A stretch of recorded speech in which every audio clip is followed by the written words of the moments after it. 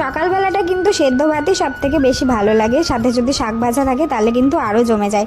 আর সবসময় মাছ মাংস একদমই খেতে ভালো লাগে না। তো আজকে সকালে সবার প্রথম উঠে মায়ের কাছে গেলাম, মা রান্নাঘরে কী করছে সেটাই দেখার জন্য।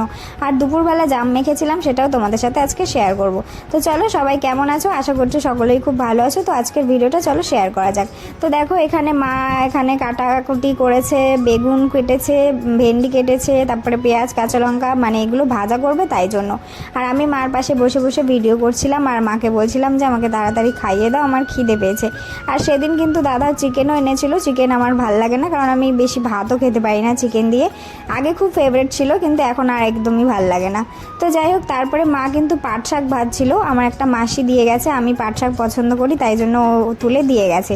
আর পাট শাক আর টক ডাল কিন্তু খেতে আমার প্রচণ্ড ভালো লাগে। তো মাকে বলেছিলাম আলু সিদ্ধ করেছো যতক্ষণ, সাথে পাট শাকও ভাজো।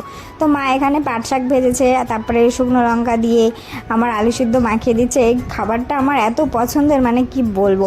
আর সাথে যদি মা খাইয়ে দেয় তাহলে তো আরও অনেক ভাত খেতে পারি।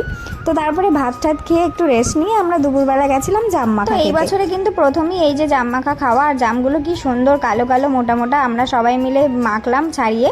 তো এখানে ছিল গন্ধরাজ লেবু, কাঁচা লঙ্কা, লবণ, সব কিছু দিয়েই মাখলাম। প্রথমে পায়েল দিয়ে একটু কাঁচা লঙ্কাগুলো দিল, তারপরে আমার জলে হাত, আমি মাখতে চাই না, প্রথমে ওই মেখেছিল, তারপরে আমি আবার জামগুলো ফাটিয়ে চিনি দিয়ে ভালো করে মাখলাম, সবাই মিলে খেলাম। দারুণ লাগলো খেতে।